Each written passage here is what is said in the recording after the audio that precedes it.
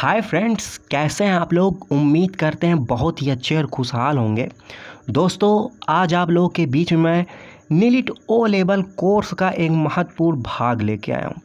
जी हाँ दोस्तों, ये भाग 5 है और इसका विषय है दोस्तों आईओटी। दोस्तों, आप लोग जानते होंगे आईओटी को इंटरनेट ऑफ थिंग्स के नाम से जाना जाता है, जो कि दोस्तों ओ लेवल का 4th पेपर होता है। आज के वीडियो में दोस्तों हम लोग कुछ महत्वपूर्ण प्रश्न पे विस्तृत रूप से व्याख्या के साथ चर्चा करेंगे। जो मेरे दोस्त इस चैनल पे नए हैं और ओ लेवल की तैयारी करते हैं, वो इस चैनल को ज्वाइन भी कर सकते हैं, क्योंकि दोस्तों मैं इस चैनल के माध्यम से निःशुल्क ओ लेवल की तैयारी कराता हूँ। चलिए दोस्तों, इंटरनेट ऑफ थिंग्स को स्टार्ट करते हैं। दोस्तों, प्रश्न 1 आप लोग के स्क्रीन पे ये रहा। ये प्रश्न दोस्तों कह रहा है कि डैश हमें एप्लीकेशन की निगरानी करने की अनुमति देता है, उसे क्या कहा जाता है। यानी कि दोस्तों कि जो हमें एप्लीकेशन की निगरानी करने की अनुमति देता है उसे क्या कहते हैं। ऑप्शन ए है सेंसर, ऑप्शन बी है एक्चुएटर, ऑप्शन सी है एंड पॉइंट और ऑप्शन डी है मल्टीमीडिया। चलिए दोस्तों, सबसे पहले हम लोग जानते हैं कि एप्लीकेशन की निगरानी करने की अनुमति कौन देता है। इसके बाद इस प्रश्न की हम लोग थोड़ी व्याख्या भी देखेंगे।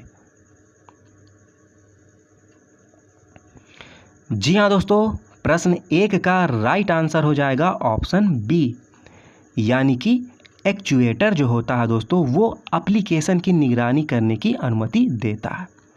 दोस्तों, एक और महत्वपूर्ण बिंदु ये आप लोग जान लीजिए कि इंटरनेट ऑफ थिंग्स में सेंसर की दोस्तों बहुत बड़ी भूमिका होती है, एक्चुएटर की बहुत बड़ी भूमिका होती है और माइक्रो कंट्रोलर की दोस्तों बहुत बड़ी भूमिका होती है।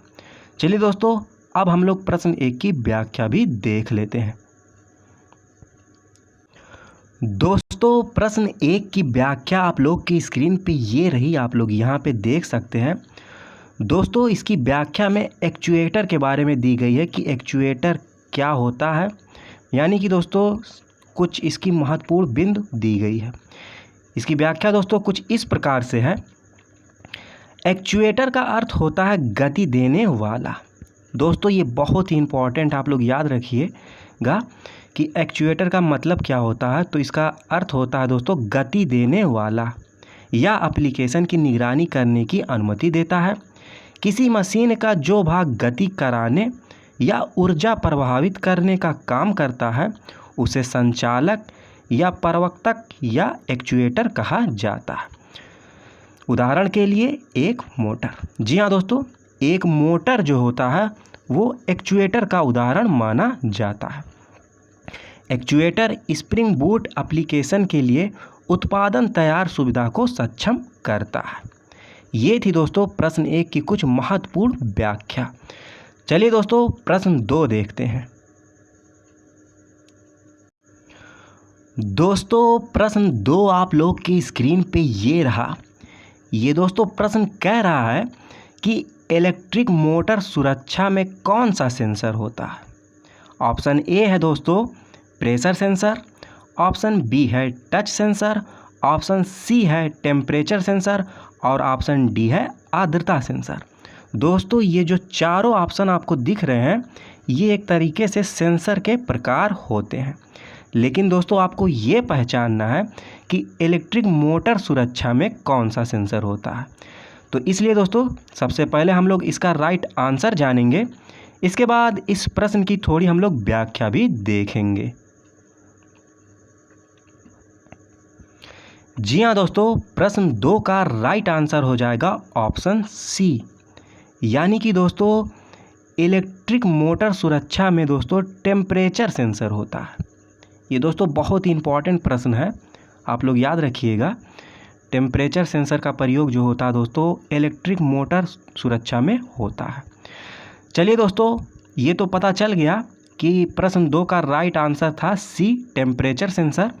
अब चलिए दोस्तों प्रश्न 2 की व्याख्या भी देख लेते हैं। दोस्तों, प्रश्न 2 की व्याख्या आप लोग की स्क्रीन पे ये रही, आप लोग यहाँ पे देख सकते हैं। दोस्तों, इसकी जो व्याख्या है बहुत ही इम्पॉर्टेंट है दोस्तों। आप लोग समझ जाएंगे कि टेम्परेचर सेंसर होता क्या है, और उसके बाद दोस्तों टेम्परेचर सेंसर के अंतर्गत कौन कौन से सेंसर आते हैं आप लोग ये भी जान जाएंगे। इसकी व्याख्या दोस्तों कुछ इस प्रकार से है। इलेक्ट्रिक मोटर सुरक्षा में टेम्परेचर सेंसर होता है। तापमान सेंसर एक ऐसा उपकरण होता है दोस्तों, आप लोग ये कंफ्यूज मत होइएगा, टेम्परेचर सेंसर को ही तापमान सेंसर ही कहा जाता है। तापमान सेंसर एक ऐसा उपकरण होता है जिसका उपयोग ऊष्मा ऊर्जा तापमान की मात्रा को मापने के लिए किया जाता है। तापमान सेंसर तापमान को एक इलेक्ट्रिकल सिग्नल के द्वारा मापता है। इसके बाद दोस्तों टेम्परेचर सेंसर के कुछ प्रकार हैं, ये भी आप लोग देख लीजिए, बहुत ही इम्पॉर्टेंट है दोस्तों। कभी कभी ऑप्शन में दे देता है कि आपको पहचानना होता है कि इसमें से कौन सा टेम्परेचर सेंसर है। तो इसके प्रकार दोस्तों कुछ इस प्रकार से हैं, यहाँ पे आप लोग देख सकते हैं, जैसे thermocouple sensor, resistor temperature detector, इसके बाद दोस्तों है थर्मोस्टेट्स, इसके बाद है आईसी सेमीकंडक्टर आदि। ये थे दोस्तों कुछ टेम्परेचर सेंसर के प्रकार। दोस्तों आप लोग इसका स्क्रीनशॉट भी ले सकते हैं, क्योंकि दोस्तों कभी कभी प्रकार से भी प्रश्न पूछे जाते हैं। बहुत ही इम्पॉर्टेंट है दोस्तों इसकी व्याख्या, इसका आप लोग स्क्रीनशॉट भी ले सकते हैं। चलिए दोस्तों प्रश्न 3 देखते हैं। दोस्तों प्रश्न 3 आप लोग की स्क्रीन पे ये रही। ये प्रश्न दोस्तों कह रहा है कि DS18B20 किस प्रकार का सेंसर होता है। यानी कि दोस्तों DS18B20 किस प्रकार का सेंसर होता है। ऑप्शन ए कह रहा है प्रेशर सेंसर, ऑप्शन बी कह रहा है आर्द्रता सेंसर, ऑप्शन सी कह रहा है तापमान सेंसर, और ऑप्शन डी कह रहा है प्रॉक्सिमिटी सेंसर। चलिए दोस्तों हम लोग सबसे पहले जानते हैं कि DS18B20 किस प्रकार का सेंसर होता है। इसके बाद प्रश्न 3 की व्याख्या भी देखेंगे। जी हाँ दोस्तों, प्रश्न 3 का राइट आंसर हो जाएगा ऑप्शन सी। यानी कि दोस्तों जो DS18B20 होता है वह एक तापमान सेंसर होता है। बहुत ही इम्पॉर्टेंट है दोस्तों ये प्रश्न। चलिए दोस्तों अब हम लोग इसकी व्याख्या भी देख लेते हैं। दोस्तों प्रश्न 3 की व्याख्या आप लोग की स्क्रीन पे ये रही, आप लोग यहाँ पे देख सकते हैं। ये कह रहा दोस्तों कि DS18B20 का प्रयोग सामान्य रूप से तरल पदार्थों में तापमान को मापने के लिए किया जाता है, लेकिन इसका प्रयोग हवा में तापमान को मापने के लिए भी कर सकते हैं। तो दोस्तों आप लोग पता चल गया होगा कि DS18B20 का प्रयोग कहाँ होता है दोस्तों। तो इसका प्रयोग सामान्य रूप से जो होता है दोस्तों वो होता है तरल पदार्थों में तापमान को मापने के लिए किया जाता है, लेकिन हवा में भी तापमान को मापने के लिए इसका प्रयोग कर सकते हैं। ये थी प्रश्न 3 की दोस्तों कुछ व्याख्या। चलिए अब हम लोग प्रश्न 4 देखते हैं। दोस्तों प्रश्न 4 आप लोग की स्क्रीन पे ये रहा। ये दोस्तों प्रश्न जो है बहुत ही इम्पॉर्टेंट है एग्जाम की दृष्टि से। ये प्रश्न दोस्तों कह रहा है कि IoT के लिए माइक्रो कंट्रोलर का उपयोग क्यों करते हैं। ऑप्शन ए है सिंप्लिसिटी, ऑप्शन बी है सिक्योरिटी, ऑप्शन सी है लागत, और ऑप्शन डी है दोस्तों कह रहा उपरोक्त में से सभी, यानी कि तीनों ऑप्शन सही है। चलिए दोस्तों हम लोग सबसे पहले जानते हैं कि IoT के लिए माइक्रो कंट्रोलर का प्रयोग क्यों करते हैं।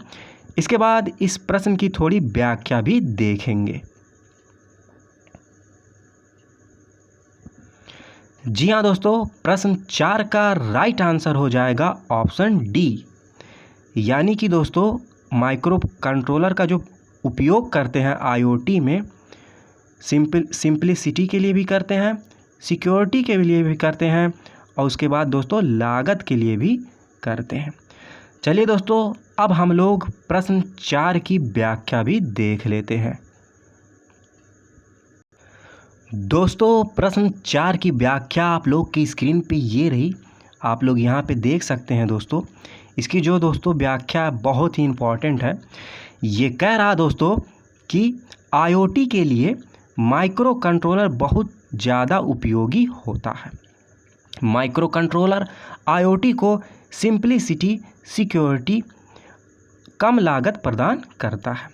माइक्रो कंट्रोलर को कार्य करने के लिए ऑपरेटिंग सिस्टम की आवश्यकता नहीं होती है और सेंसर, मोटर्स जैसे बाहरी उपकरणों के साथ इंटरफेस करना आसान होता है। ये थी दोस्तों कुछ प्रश्न 4 की व्याख्या। चलिए दोस्तों अब हम लोग प्रश्न 5 को देखते हैं। दोस्तों प्रश्न 5 आप लोग की स्क्रीन पे ये रहा। ये प्रश्न दोस्तों कह रहा है कि एक सेंसर या उपकरण जो कोणीय दर या कोणीय वेग को मापने के लिए उपयोग किया जाता है, वह सेंसर दोस्तों कौन सा है। यानी कि दोस्तों जो कोणीय दर, कोणीय वेग को मापते हैं, तो इसमें से आपको पहचानना है दोस्तों कि उसके लिए किस प्रकार के सेंसर का उपयोग किया जाता है। ऑप्शन ए कह रहा है दोस्तों आर्द्रता सेंसर, ऑप्शन बी कह रहा है जायरोस्कोप सेंसर, ऑप्शन सी कह रहा है टच सेंसर, ऑप्शन डी कह रहा है उपरोक्त में से कोई नहीं। चलिए दोस्तों हम लोग प्रश्न 5 का राइट आंसर जानते हैं। जी हाँ दोस्तों, इस प्रश्न का राइट आंसर हो जाएगा ऑप्शन बी, यानी कि दोस्तों जायरोस्कोप सेंसर। जब भी दोस्तों बात होगी कोणीय दर की या कोणीय वेग की, वहाँ पे दोस्तों आप लोग जान लीजिए कि जायरोस्कोप सेंसर का प्रयोग होता है। ये था दोस्तों कुछ महत्वपूर्ण प्रश्न जिस पे हम लोग व्याख्या के साथ चर्चा किए। चलिए दोस्तों अब हम लोग कुछ और महत्वपूर्ण प्रश्न वन लाइनर के रूप में देख लेते हैं, जो कि इंटरनेट ऑफ थिंग्स में बहुत ही इम्पॉर्टेंट माने जाते हैं। दोस्तों कुछ अन्य महत्वपूर्ण प्रश्न आप लोग की स्क्रीन पे ये रहा। ये दोस्तों जो 5 प्रश्न आप लोग को वन लाइनर के रूप में दिख रहे हैं, ये भी दोस्तों बहुत ही इम्पॉर्टेंट प्रश्न है IoT के लिए।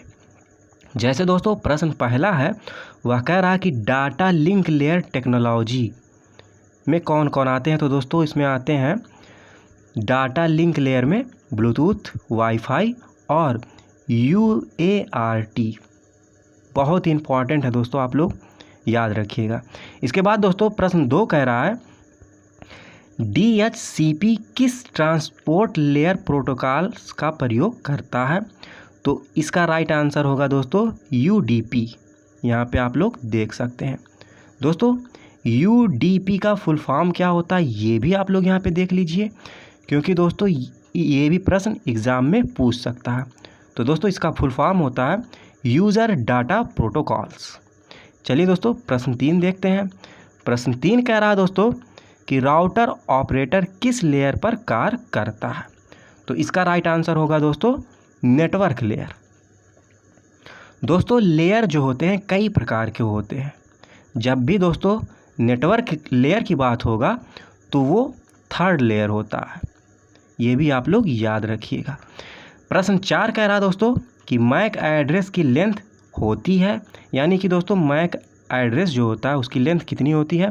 तो इसका राइट आंसर होगा दोस्तों 48 बिट्स। इसके बाद दोस्तों लास्ट प्रश्न है, ये कह रहा कि VNC का फुल फॉर्म क्या है।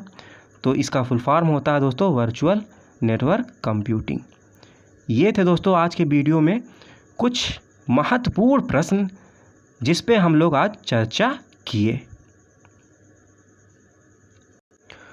दोस्तों यदि वीडियो अच्छी लगी हो तो वीडियो को लाइक करिएगा, अपने दोस्तों के साथ शेयर करिएगा। जो मेरे दोस्त इस चैनल पे नए हैं और O लेवल की तैयारी करते हैं, इस चैनल को सब्सक्राइब कर सकते हैं, क्योंकि मैं दोस्तों ऐसे ही O लेवल की तैयारी निःशुल्क अपने चैनल के माध्यम से कराता हूं। यदि दोस्तों इस वीडियो में कोई त्रुटि हुई हो तो उसके लिए मैं क्षमा चाहता हूं। लास्ट तक वीडियो को देखने के लिए बहुत बहुत धन्यवाद, आभार, जय हिंद।